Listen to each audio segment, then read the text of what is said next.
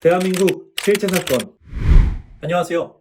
우리 주변에서 생각보다 흔하게 일어나고 있지만 많은 분들이 알지 못해서 봉변을 당하고 있는 실제 사건들만을 소개해드리는 대한민국 실제 사건입니다. 오늘 소개해드릴 실제 사건은 아들에게 걸려온 전화를 받고 다급히 은행으로 뛰어간 L씨에게 일어난 안타까운 사건입니다. 도대체 왜 그녀는 아들의 전화에 급하게 은행으로 뛰어갔을까요? 대한민국에서 실제로 벌어진 일이고 지금 이 순간에도 일어나고 있는 사건 사고인 만큼 오늘 영상을 주의 깊게 보셔야 합니다. 경기도 광명시의 65세 여성 이명숙 씨에게 일어난 일입니다. 평일 오전 11시 집안일에 한창이던 명숙 씨에게 전화 한 통이 걸려옵니다. 그런데 수화기 너머로 들려오는 목소리는 심상치 않은 것이었습니다. 전화를 건 사람은 명숙 씨의 하나뿐인 아들이었는데요. 그 아들이 울먹이는 목소리로 엄마, 나 큰일 났어. 내가 사고 친 것 때문에 지금 죽게 생겼다고 말하는 것이었습니다. 아들의 말에 명숙 씨는 대경 실색을 했죠. 그러나 여기서 명숙 씨마저 이성을 잃어버리면 안 된다고 생각한 명숙 씨. 명숙 씨는 놀란 가슴을 최대한 진정시키며 아들에게 그게 무슨 말이냐고 자초지종을 말해보라고 아들을 다독였습니다. 그러자 아들이 하는 말이 자기가 교통사고로 사람을 쳤다는 것이었습니다. 그런데 사고 피해자가 사망해서 자기가 구속될 위기라는 거였죠. 합의금 6천만 원을 내지 않으면 아들이 감옥에 갈 수도 있다는 이야기에 간신히 이성을 붙잡고 있었던 명숙 씨는 머리가 새하얘졌습니다. 너무 놀라고 경황이 없었던 명숙 씨는 아들이 급하게 불러준 합의금을 입금해야 할 계좌번호만 겨우 메모한 후 전화를 끊자마자 바로 은행으로 달려갔습니다. 그리고 명숙 씨는 목돈을 저축해둔 통장에서 일단 이체 한도인 1,000만 원씩을 빼내 아들이 불러준 계좌로 총 3천만 원의 금액을 계좌 이체했죠. 그리고 생활비 통장을 털어 600만 원의 금액까지 이체를 마쳤습니다. 하지만 나머지 2,400만 원을 구할 방법이 요원했습니다.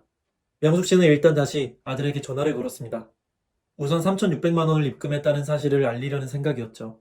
그런데 전화를 받은 아들이 엄마, 지금 무슨 소리 하시는 거냐고 명숙 씨에게 되묻는 것이었습니다. 명숙 씨가 네가 일으킨 교통사고 합의금을 입금한 것이라고 재차 설명하자 아들이 자기는 교통사고를 낸 적이 없고 줄곧 회사에 있었다며 당황하는 기색이 역력했습니다. 그리고 아들은 어머니가 사기를 당한 것 같다고 빨리 조치를 해야 할 것 같다고 다급하게 말했죠. 그 순간 명숙 씨는 뒤통수를 야구방망이로 강하게 얻어맞은 듯 멍한 느낌밖에 들지 않았습니다.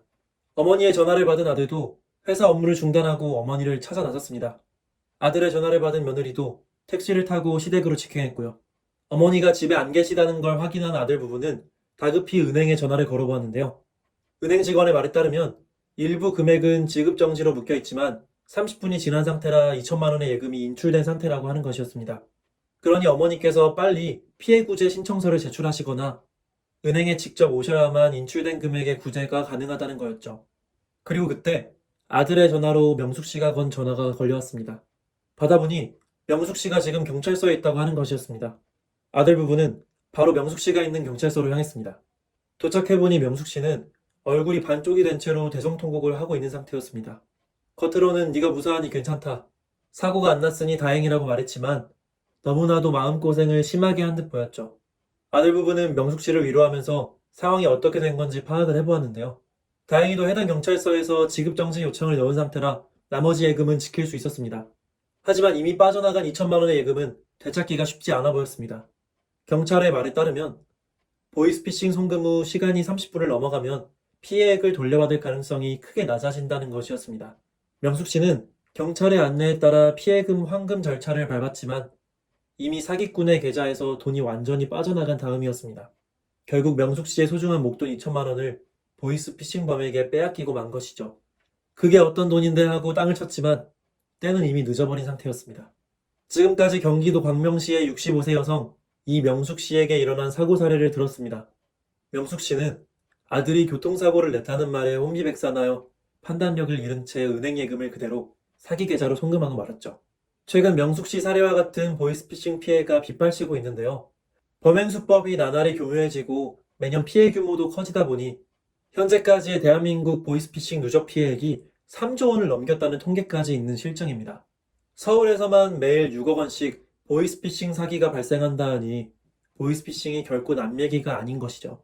당하기 전까지만 해도 누가 그런 것에 속겠냐며 코웃음을 치곤 했지만 실제로 당해보면 그 수법이 너무나도 치밀해서 눈뜨고 코베이기가 일쑤입니다.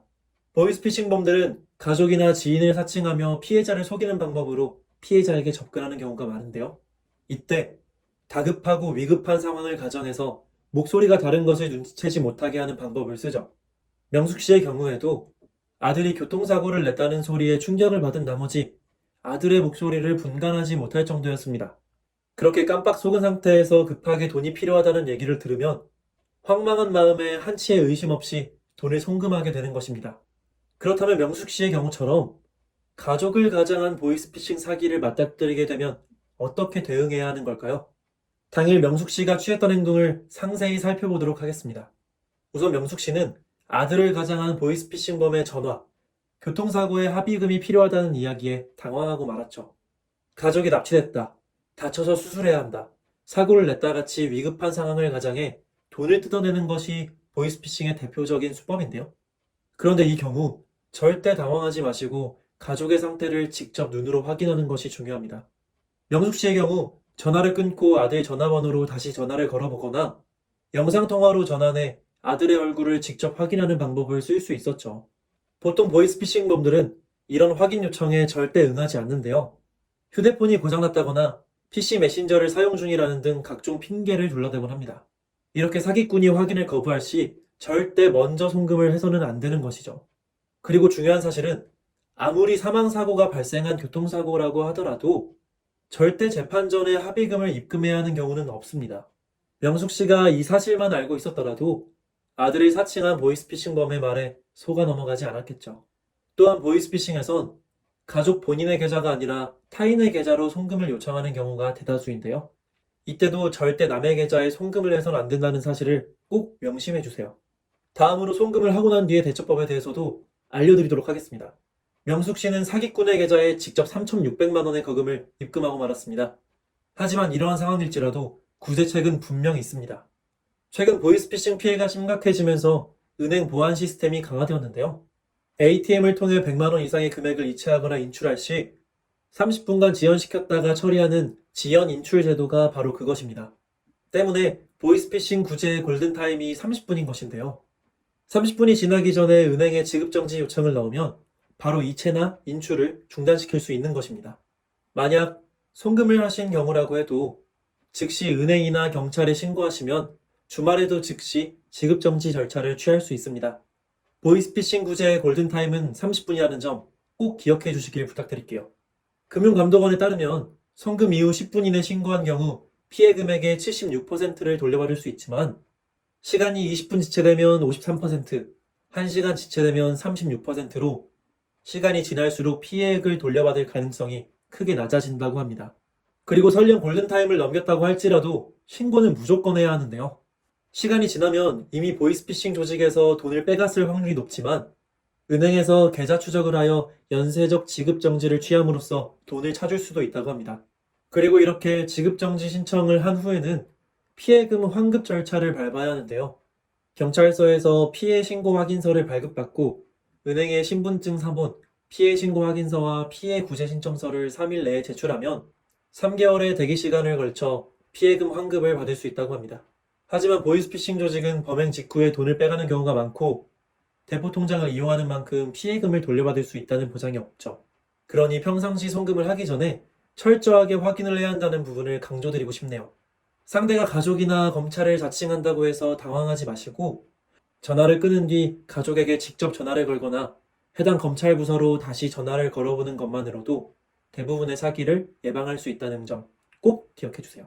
오늘은 보이스피싱으로 돈을 강탈당한 사고 사례, 보이스피싱의 대처법에 대해서 상세히 알아보았습니다. 우리 주변에서 흔하게 일어나는 충격적인 실제 사건들과 그것을 예방하는 방법까지 알려드리는 대한민국 실제 사건. 오늘의 사연은 여기서 마치겠습니다. 구독과 좋아요는 저에게 큰 힘이 됩니다. 더 좋은 영상으로 찾아뵙겠습니다. 감사합니다.